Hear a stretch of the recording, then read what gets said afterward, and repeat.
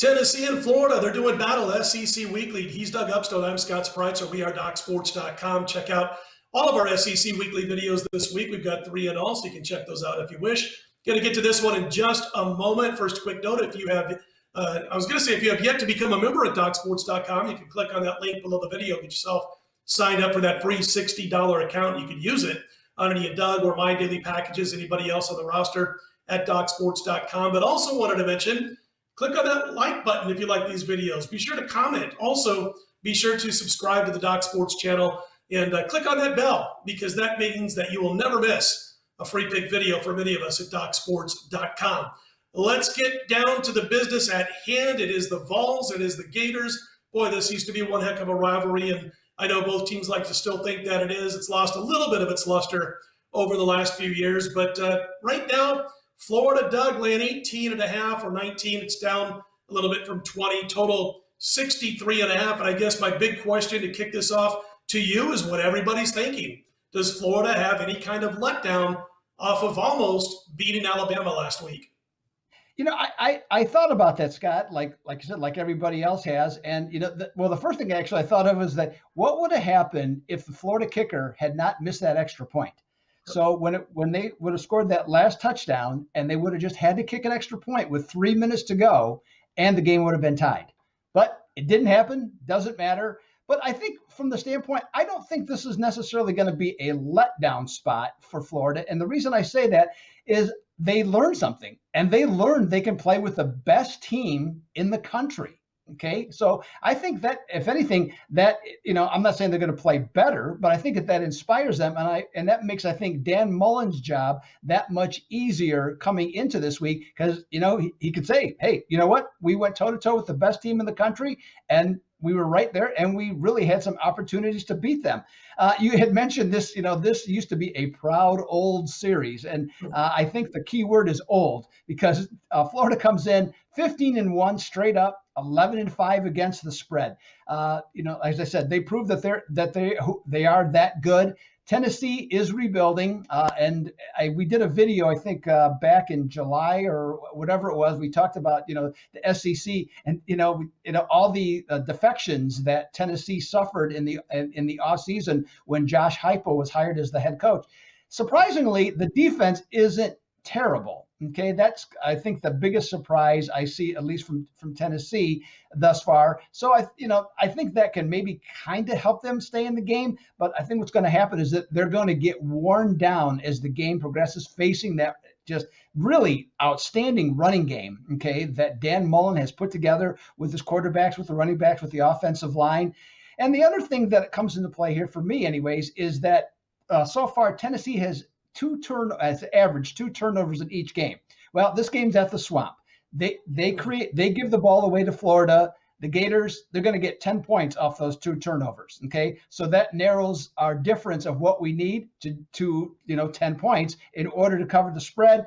I'm looking at this one. I don't see how Florida doesn't pull away and win this one by at least 20 points, Scott. So I'm going to go chomp, chomp, and go with the Florida Gators to get the job done. Now, Scott, are you with me or are you against me on this one? Well, I'm with you a little bit. First of all, to me, it's Florida or nothing in this game as far as the side is concerned. They've got the biggest question mark is you just got to be focused throughout. You can't let the Alabama game beat you twice. And I'm sure Dan Mullen, who's proven himself not only at Florida but before that, will keep his team focused on the task at hand, which is taking care of business against a team that they should beat by 20 points or more. It's just the way it is on the talent level, coaching experience, all that good stuff. By the way, if anybody ever thought that Mullen wasn't a great coach, this is 2 games in a row now where he's taken on Bama and lost by single digits in games he could have won, 52-46 in the title game in the SEC, and then, of course, the close call last week. But what I like about Florida and the wearing down Tennessee part that you mentioned is, boy, can this team run the football. They got off to a bad start against Bama. They're down by 18 points. And then it was all Gators over the final at least 2.5 quarters. They ran the ball for 245 yards, and they gave up like 90. So it's all about energy this week.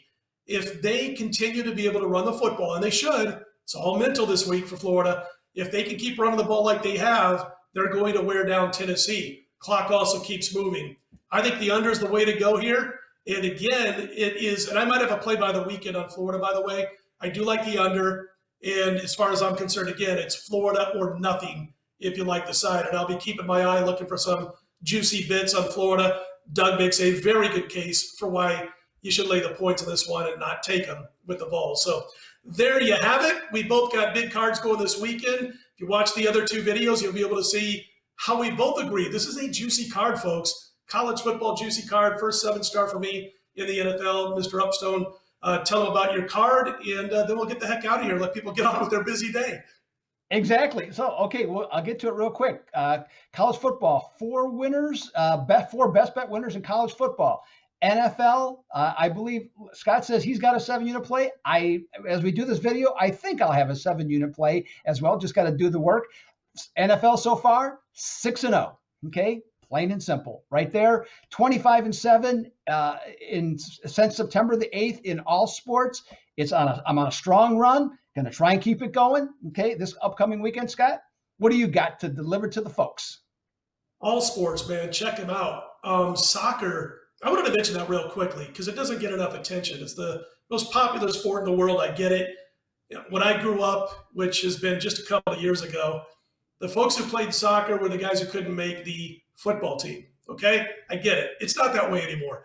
And as far as betting is concerned, I don't care if you like to watch soccer. We're up over $7,200 on a current soccer run. I don't care if you don't like watching cars go left and left and left and left in an oval. We're up $12,400 on a current NASCAR run. And again, last 2 weekends, I should say, were 17-8 in all sports, 60% of the season, college and pro football combined. 4-0 last week in the NFL, which was nice because I did lose my top play in week 1, Doug, which was New England. And they kind of gave that game away, outgained Miami by 150 yards, but I'm not going to stomp grapes and wine any more than I just did. We came back last week. We went 4-0 in the NFL. We cashed a big one with Carolina. 7-star game of the month tops the card in the NFL this week. My best play in all of football, whether it be college or pro, this particular weekend. So check out Doug's homepage each and every day at DocSports.com. Check out mine and everybody's over at Doc Sports. For Doug Upstone, I'm Scott Spreitzer. We are DocSports.com. Let's put him in the win column.